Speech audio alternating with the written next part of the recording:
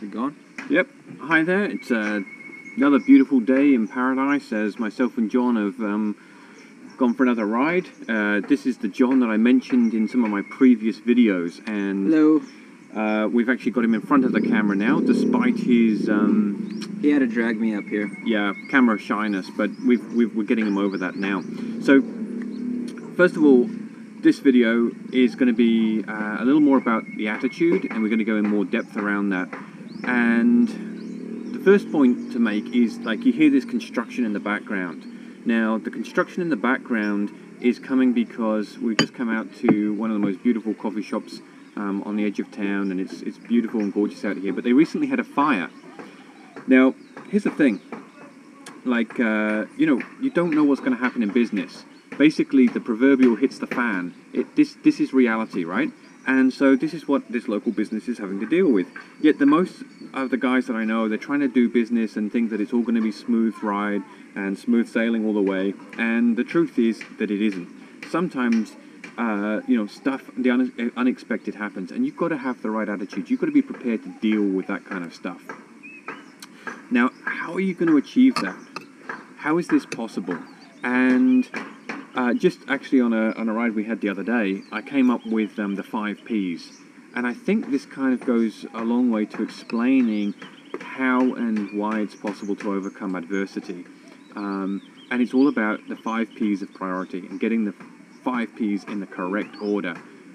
And most of the guys that I know do this in the reverse order. So what are the 5 Ps? The first is purpose. The second is passion, the third is people, the fourth is place, and the fifth is profit. So think about this for one moment. So many businesses, people that I know trying to create a business, what are they doing? They're trying to ask the question, what's going to make me the most money the quickest, right? They jump to the end of the line. They're jumping to the 5th P. And they haven't even started to evaluate the other P's yet. And then they go in reverse order, and they go and figure out, well, where's the place that I want to do that? Then who's the people I want to do it with? And then what do I enjoy in this business? And finally, well, what's the business actually doing? So they're kind of going in this reverse order. I think when you've got the priorities in the right order, you start with what's the purpose, what's the mission of the business. Secondly, you're looking at what's the passion. What passion do I have, and what am I bringing to the table for this project?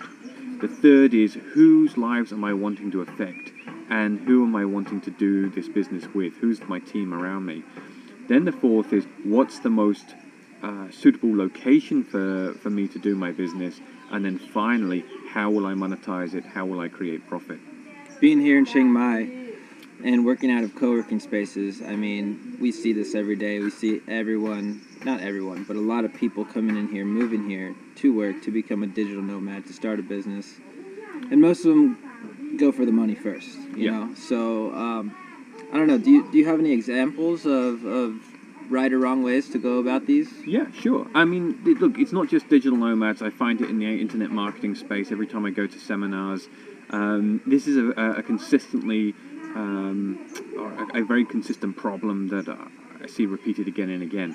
So let's take, for example, an example that we all know of, like Google.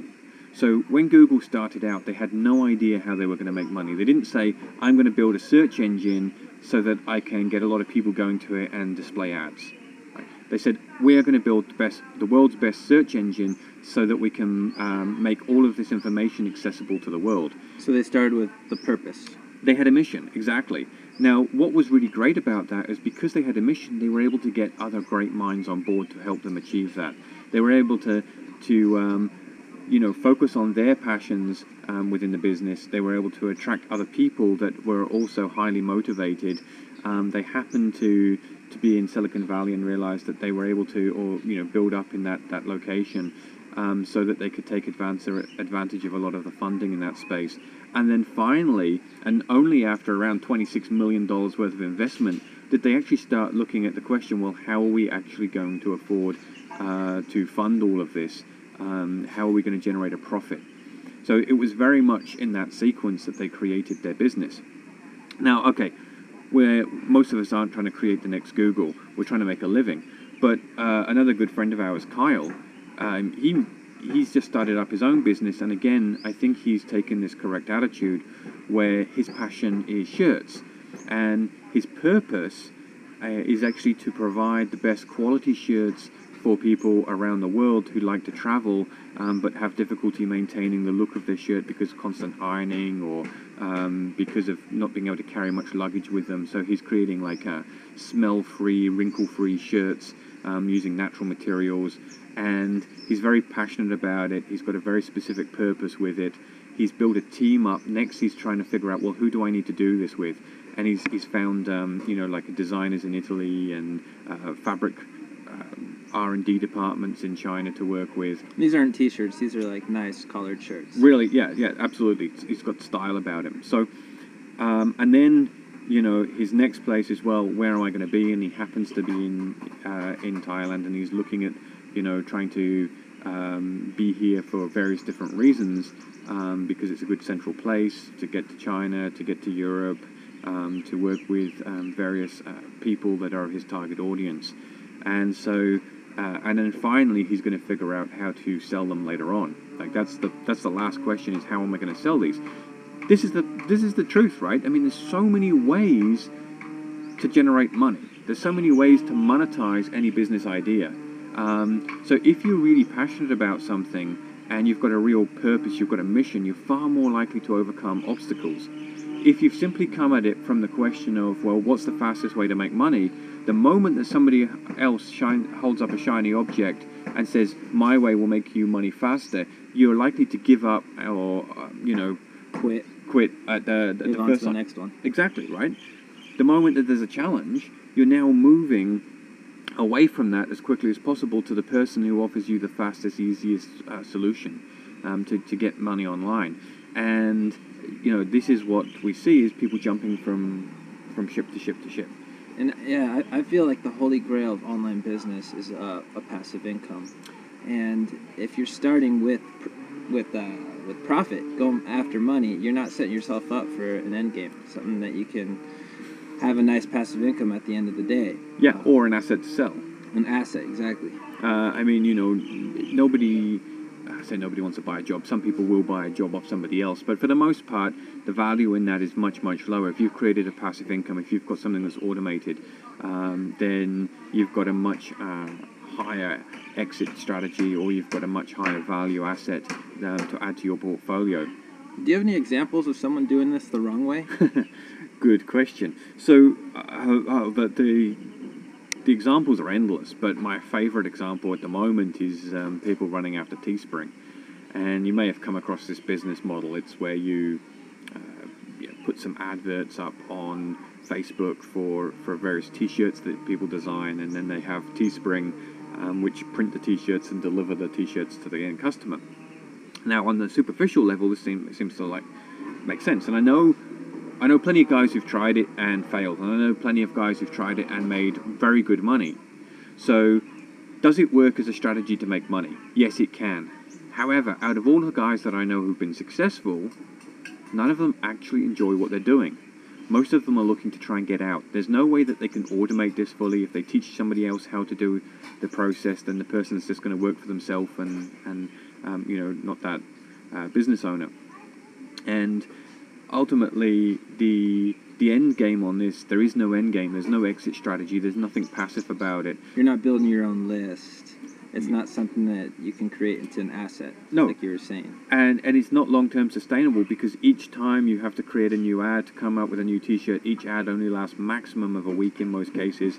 So it's a constant treadmill. You're just simply going around and around and around, and people get bored of it very, very fast. But they become addicted to the cash, so they're no longer able to move and transition towards creating a purpose. They often have no real team or a very minimal, scarce team around them to achieve this. And so the other big problem is that they're very much dependent on Teespring's commissions and Facebook's advertising rates. And so eventually it's likely to implode. I mean, it's a business type of this.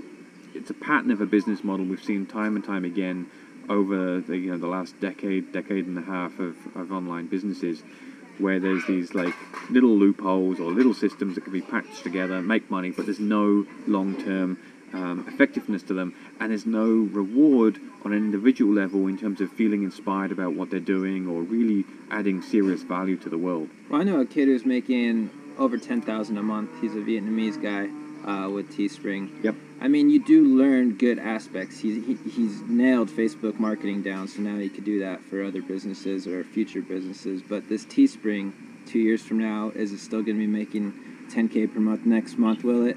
Unlikely. Maybe, maybe not. He will have a good set of skills now that he can market and use for a future business, but it's not building a platform to build off of. And you know, I mean, if you don't know what you want to do and you just need to get some cash in the bank, maybe it's okay. But really, there's just it's asking the wrong questions, giving you the wrong answers. If you're asking the question, what's going to make me the money the fastest, then you're prioritizing money over purpose. Now, that can be okay short term, but it's false logic to believe that that's the best way to achieve things.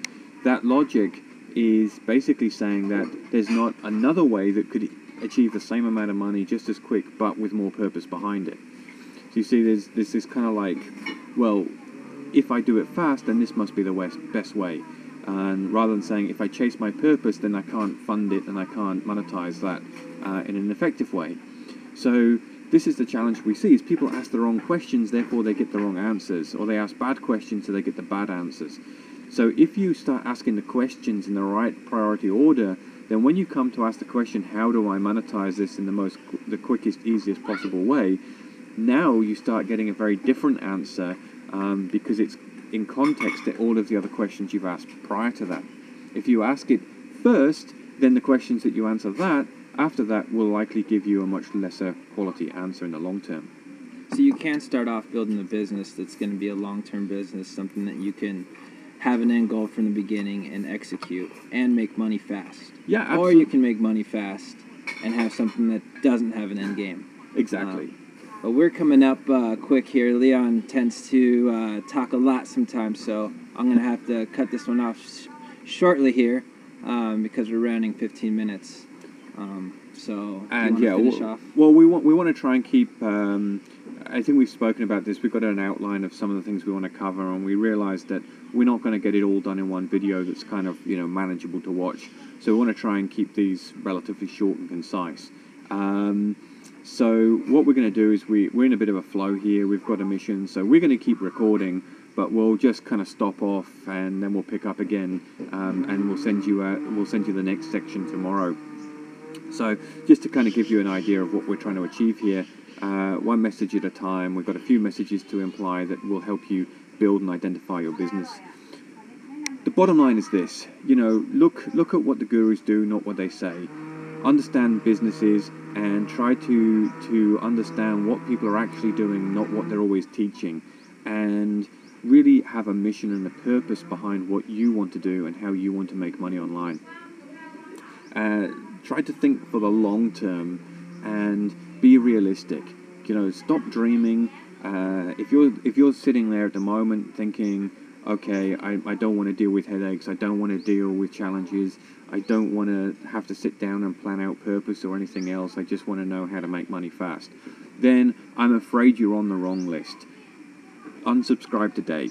That's all I can say. Just don't even bother opening any more of my mail, because I'm not going to teach you. I will teach you how to make money quickly and effectively, doing something that you enjoy, but I'm not going to sit down and promise you, here's a button, you press it, you're going to make a bunch of money, right? There's plenty of other guys out there that will lie to you or trick you or send you down a dead-end path or a very short-term thinking path at the very least. If that's what you want, go out there, find somebody else, follow their teaching, and make some quick cash. Good luck to you. No hard feelings. But if you're serious, you want to find more meaning in what you're doing, you want to be able to create a sustainable, long-term, scalable income, then stick with us, because we're going to teach you more strategies on how to do that. Tomorrow, we're going to talk to you about planning and outlining your business, and going in more detail. We're going to teach you the 4-step process that basically every online business guru uses, regardless what they're teaching you. And this is all critical stuff in being able to plan and map your business from the very beginning and get it right.